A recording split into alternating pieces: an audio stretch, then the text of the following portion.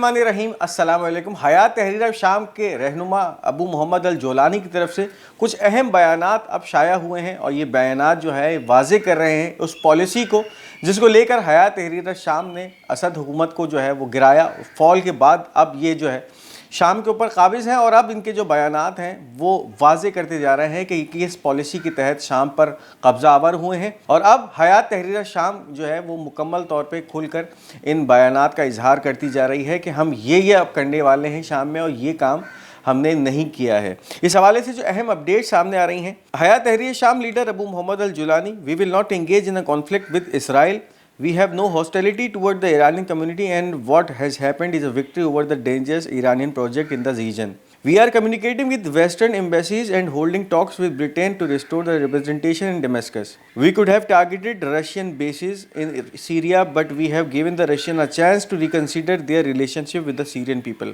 अब ये कुछ नुकात हैं जो कि सामने आए हैं हयात तहरीर शाम के लीडर अबू मोहम्मद अल जोलानी, या ये कहा जाए कि इस वक्त जो शाम की हुकूमत है उसके कमांडर इन चीफ, क्योंकि इस वक्त इस ही तंजीम ने असद की हुकूमत को गिराने के बाद शाम के दारुल खिलाफा पे कब्ज़ा किया और अपनी हुकूमत का ऐलान किया। अब इस हवाले से अहमद शरा या अबू मोहम्मद अल जोलानी जो कि इस वक्त शाम का कमांडर इन चीफ समझा जा रहा है, उसका बयान, अब ये जो सबसे पहला बयान है काफ़ी अहमियत का हामिल बयान है और वाज़े कर रहा है कि उस पॉलिसी को, इससे पहले नेतन्याहू की तरफ से बारहा ये कहा गया था कि ये तमाम जो रेजिस्टेंस फैक्शन जो अपने आप को कह रहे हैं या आज़ादी के फैक्शन हैं जिन्होंने शाम की इस तहरीक के अंदर अपना हिस्सा डाला और असद हुकूमत को जो है वो गिराया,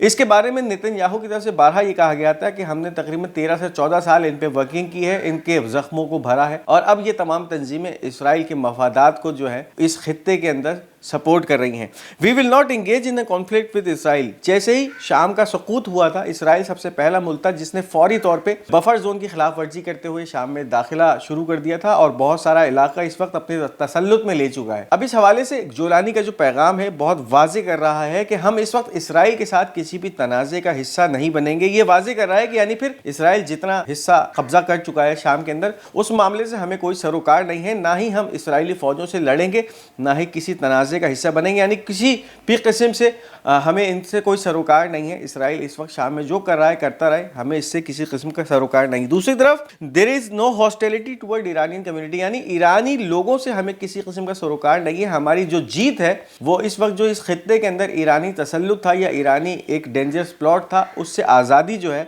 ये हमारी जीत है। ये एक दूसरा बयान सामने आया है जोलानी का। इसके साथ साथ ये भी वाज़े किया गया है कि इस वक्त बहुत सारे ममालिक के सिफारत खानों से जो है यानी वेस्टर्न ममालिक के सिफारत खानों से बातचीत जारी है और ज़्यादा तरीन कम्युनिकेशन है वो हो रही हैं बरतानिया के सिफारत खाने से, यानी फिर 60 साल के बाद बरतानिया अपनी रिप्रेजेंटेशन करेगा या अपना सिफारत खाना दमिश्क में खोलने जा रहा है, या उस हवाले से अब जोलानी का बयान सामने आया है। तो अब आप अंदाज़ा लगा सकते हैं ये हैं वो वेस्टर्न बैक टेररिस्ट जिन्होंने अब अपने खुलकर इजहार करना शुरू कर दिया है कि हम ये काम करने जा रहे हैं जो कि पिछले 60 सालों में शाम में नहीं हो सका था। तो अब आप अंदाज़ा लगा सकते हैं कि वेस्ट ने इन तंजीमों पर कितनी इन्वेस्टमेंट की थी और अब वो ये सब चीज़ें वसूल करना शुरू हो गए हैं, शाम में अपने पंजे गाड़ना शुरू हो गए हैं और अब बाज़ाब्ता तौर पे बरतानिया जो है अपना सफारत खाना दमिश्क में खोलने जा रहा है। साथ साथ ये भी कहा गया कि हम चाहते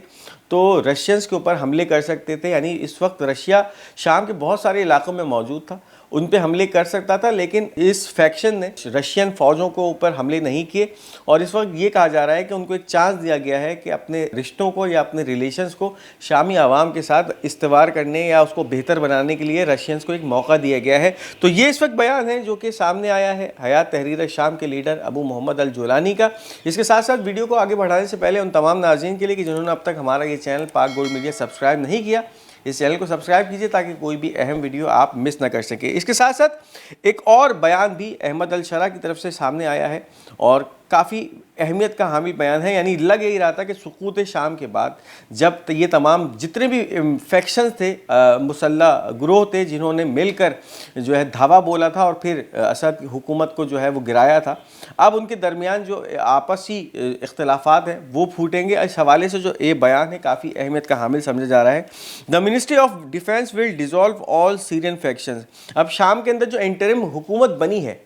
یہ جو ہے اب اس فیصلے پہ پہنچی ہے، اور اس کے اندر جو وزارت ہے دفاع کی، اس کی طرف سے اب یہ بیان جاری کیا گیا ہے کہ وہ تمام فیکشنز، وہ تمام طاقتیں جنہوں نے مل کر شام کو اسد حکومت سے آزاد کرایا ہے، ان کو اب ختم کیا جا رہا ہے، ڈیزالو کیا جا رہا ہے. یعنی پھر اب یہی لگ رہا ہے کہ ان تمام فیکشنز اور حیات تحریر الشام کے درمیان جو تنازعہ ہے وہ بڑھنا شروع ہوگا. یعنی پھر یہ تمام وہ فیکشنز جنہوں نے کسی نہ کسی لالچ میں یا حکومتی عہدوں کے لیے اس کاز کو جوائن کیا تھا تاکہ جب یہ شام پہ قابض ہوں گے تو اپنے مفادات کو حاصل کریں گے، اس کو اب جو ہے یہ اس کی جو ہے بیخ کنی کی گئی ہے. یعنی پھر ان تمام فیکشنز کو ختم کیا جا رہا ہے. تو اب شام کے اندر حالات جو ہیں وہ بہت تیزی سے تبدیل ہوتے نظر آئیں گے، کیونکہ جب یہ فیکشن جو کہ شام کے اندر یا تو اپنے مفادات حاصل کرنے کے لیے داخل ہوئے تھے یا پھر مال غنیمت کی طرح شام کو لوٹنے کے لیے داخل ہوئے تھے، اب اگر اس طرح سے انٹرم حکومت کی طرف سے ان کو اوپر یہ پابندی لگا دی جاتی ہے کہ ان کی حیثیت شام میں ختم کی جا رہی ہے، تو پھر معاملات جو ہے کافی تیزی سے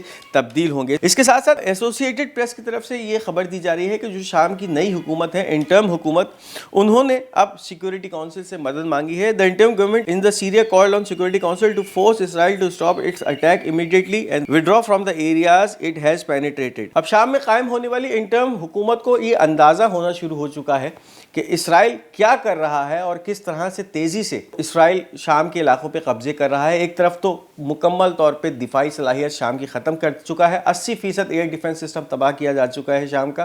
اور اب جس طرح سے پیش قدمی اسرائیلی فوجیں شام کے علاقوں میں کرتی جا رہی ہیں اور ان تمام علاقوں کو اپنی سرزمین تصور کرتی جا رہی ہیں، اس حوالے سے شام کی موجودہ حکومت نے، انٹرم حکومت نے سیکیورٹی کونسل سے مدد مانگی ہے کہ وہ اسرائیل پہ زور دے کہ جو بھی اس وقت اسرائیل شام کے علاقوں پہ حملے کر رہا ہے اس کو فوری طور پہ ختم کر دے، اور جتنا علاقہ اب تک اس نے اپنے تسلط میں رکھا ہوا ہے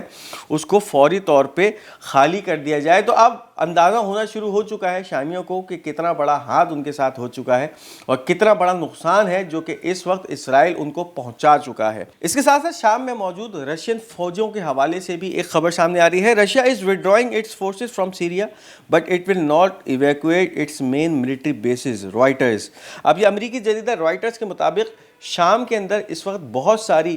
رشین فوجیں موجود تھیں. یعنی پھر مشرقی وسطیٰ کے اندر شام کا جو علاقہ تھا یا شام کا جو ملک تھا، رشیا کی سب سے بڑی ملٹری ایسٹ یا ملٹری بیس سمجھا جاتا تھا. وہاں سے اب جو رشین فوجیں ہیں ان کے ساز و سامان کے ساتھ ان کا انخلا شروع ہو چکا ہے، اور اب یہ پورے شام سے مجتمع ہو کر ان دو علاقوں میں جو کہ لتاکیہ کا علاقہ ہے، اس کے ساتھ ساتھ ٹارٹس کا علاقہ ہے، وہاں موجود ہیں، اور وہاں سے اب ان کا انخلا بذریعہ ہوائی جہاز اور بذریعہ سمندر ان کا انخلا وہاں سے شروع ہو چکا ہے. لیکن یہ بھی کہا جا رہا ہے کہ جو لتاکیہ کے اندر خمامیم ایئر بیس ہے اور اس کے ساتھ ساتھ طرابلس کے اندر جو ان کی ملٹری بیس ہے وہ رشیا خالی نہیں کرے گا اور وہاں پر رشیا کی موجودگی رہے گی. باوجود اس کے کہ اس وقت کیفیت یہ ہے کہ S-400 جو رشین ایئر ڈیفنس سسٹم ہے وہ اب شام سے رشیا منتقل کرنے کا سلسلہ شروع ہو چکا ہے، اور اس وقت خمامیم ایئر بیس سے یہ جو ایئر ڈیفنس سسٹم ہے یہ رشیا جو ہے واپس بھیجے جا رہے ہیں. بہت سارے طیارے ہیں، رشین طیارے، کارگو پلینز جو کہ اس وقت پروازیں کر رہے ہیں خمامیم ایئر بیس پہ لتاکیہ میں، اور وہاں سے اپنا اسلحہ اور ساز و سامان رشیا لپیٹ کر واپس لے کے جا رہا ہے. لیکن اس وقت یہ واضح بیان سامنے آ چکا ہے کہ باوجود اس کے کہ رشیا شام کے تمام علاقوں سے اپنی فوجوں کو انخلا کرے گا، لیکن جو یہ دو بیسز ہیں ٹراٹس اور لتاکیہ کے اندر، ان کو رشیا ابھی خالی نہیں کرے گا. تو یہ ایک بہت ہی اہم منظر ہے جو کہ اس وقت شام کے منظر سے سامنے آ رہا ہے. تو یہ تھی اس وقت کی اہم اپڈیٹس. اس ویڈیو کو لائک اور شیئر کرنا مت بھولیے گا. ہمارا یہ چینل پاک گولڈ میڈیا، اس کو ضرور سبسکرائب کرتے جائیے گا، اور اس کے ساتھ ساتھ اپنی قیمتی آراء کا اظہار کمنٹس میں ضرور کرتے جائیے گا. انشاءاللہ بہت جلد ایک دوسری ویڈیو کے ساتھ آپ کی خدمت میں حاضر ہوں گے. تب تک کے لیے مجھے اجازت دیجیے. خدا حافظ.